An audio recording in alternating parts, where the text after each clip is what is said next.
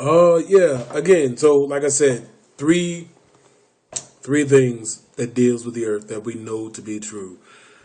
The earth suspended on nothing, that it rotates on its axis, and that the earth is in the shape of a sphere, circle, ball, however you want to say it, use it, that it is never declared to be flat. The earth is never once declared in the Bible to be flat.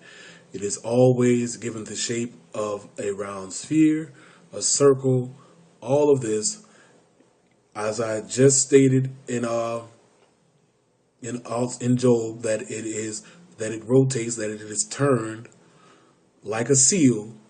Ancient seals of Babylon that turn, so it is turned like a seal. I know other people want to put it down as seal as being flat, but it's talking about ancient seals of Babylon, which they were cylinder, turn.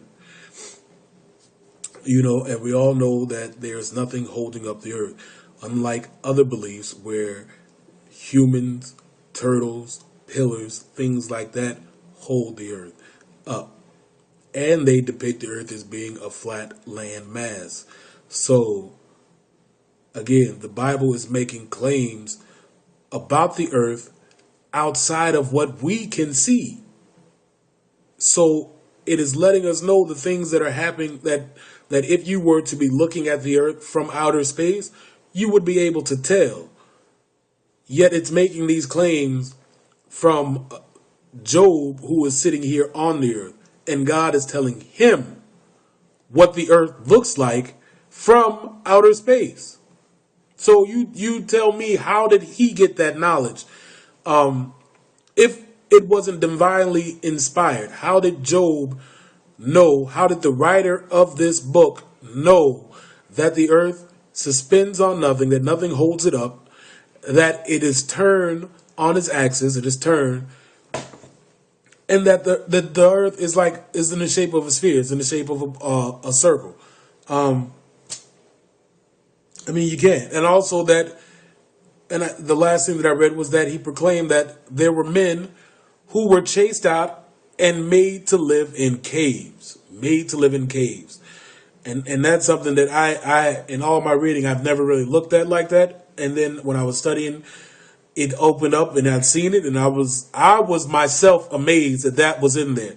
That it declared that there were men that lived in caves, and we know for a fact that there were men that lived in caves.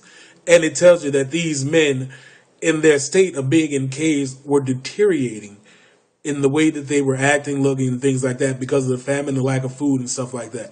So, and they became vile men.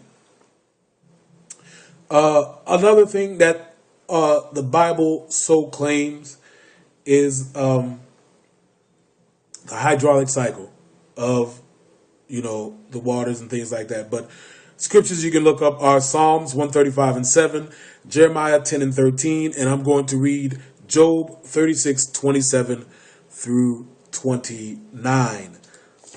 And Job 36:27. It says, "For he draws up drops of water, which distill in rain from the mist, which the clouds drop down and pour abundantly on man. Indeed, can anyone understand the spreading of the clouds, the thunder from his canopy? The thunder from his canopy. Look, he scatters the light upon it and covers the depths of the sea.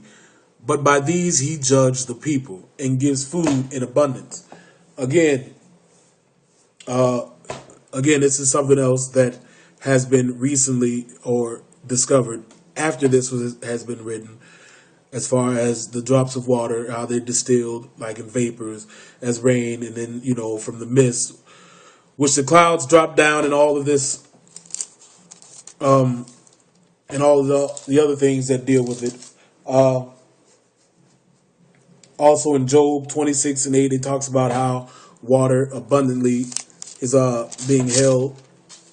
And I can do 37:11. It says, "Also the moisture, he saturates the thick clouds. He scatters his bright clouds." How moisture and all that stuff can be held within the clouds. It looks like to be without measure. He can hold as much moisture he wants to hold within the clouds and saturate them until it rains. Another claim that the Bible makes are hydrothermal vents. I don't got too many notes on it, but it's pretty much hot springs in the sea. Deep within the sea, they consider them like pools or hot springs within the sea itself. If you go to Job 38:6, again, like I said, in Job, it seems like God broke out and just bombarded Job with everything that Job could not possibly know about the planet he stayed on and the planet he lived on.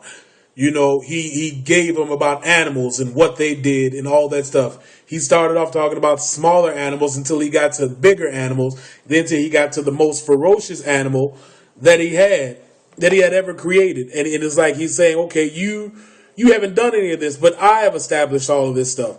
38 and what was I saying?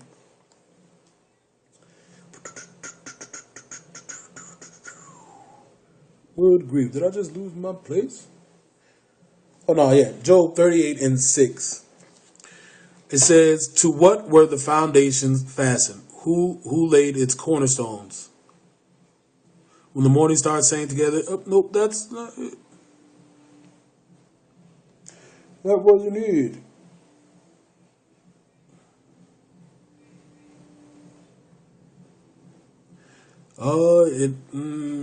Yeah, that wasn't it. I'm sorry. I don't know what I was looking for. But that wasn't it. So I need to go to something else that I can read.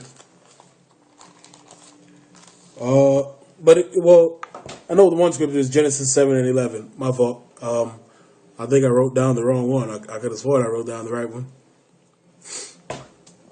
But I'll have to find it some other time, and go ahead and let it to you.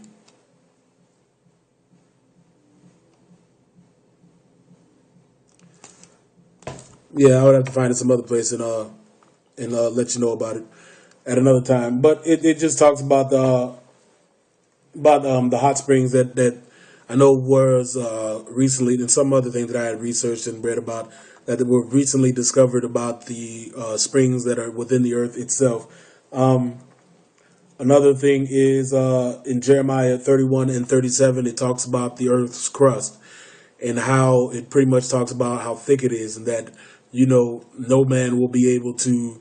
He's saying that if anyone was able to measure it or dig through it, then the children of Israel would cease to be a nation. And as far as I know, no one has ever dug to the center of the earth, period. And I don't think they will ever dig to the center of the earth. But again, this is also another claim, as I've seen people say on here, another knowledge claim that we know to be true, in all aspects of everything. In 2 Samuel 22:16, it talks about the valleys of the sea, and we have discovered that there are trenches and valleys that are under the sea that go deep beyond measure. I mean, I don't know how deep is the deepest one they think is out there, but I know that they have discovered it and realized that there are valleys underneath the sea itself. And I believe I read somewhere where they found out that there are enough hot springs and things like that, and currents under the sea, that if they were to be loose, it would be enough water. I mean, even if you were to melt the ice caps, enough water that could flood the earth. That we do have enough water on the earth right now that could flood it all. And if anybody wants, just put a message in there. If you say, okay, tell me where you found that at or whatnot, I'll do that and be able to show you. Job 38:19. It says, "There is a way."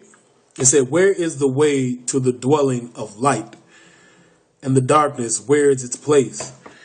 And it's telling us in the scripture, it says, "Where is the way to the dwelling of light?" God is making a statement to Job. He's saying, where does light stay? Where is the place where light can be held up? And it's a testament that we know that light is always It is continually moving. We know about the properties, the physical properties of light, the photons of light, light waves and things like that. The light is continually moving, that it doesn't stop anywhere. It doesn't just, it can't be held or dwelled in any other place. Again, these are testaments to what God has said in His Word and to the scriptures that He has already brought out. If we go to Job 38 and 31, it's talking about, can you bind the clusters of Pleiades or loose the belt of Orion?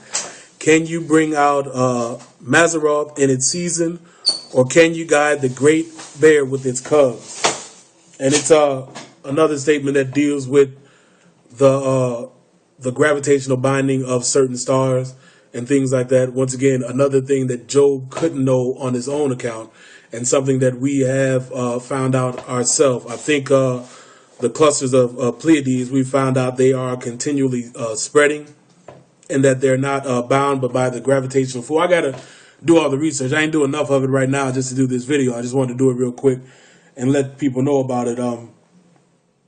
Also, you have Ecclesiastes 1 and 16, which talks about the air currents throughout the earth. So, and I think that's all that I have, So, look these things up. You can search them for yourself, find out if they be true. But again, this is just telling you about, and like I said, because I keep hearing about everybody talking about all these other beliefs, people that believe this and other holy books and stuff.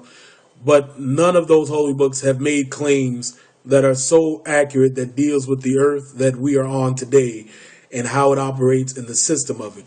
Like I said, if you don't believe me, look these things up, research them yourself, and come back with me. If you have another question that deals with anything, ask me. Put it in my comments, and I'll try to answer it as best as I possibly can. See ya.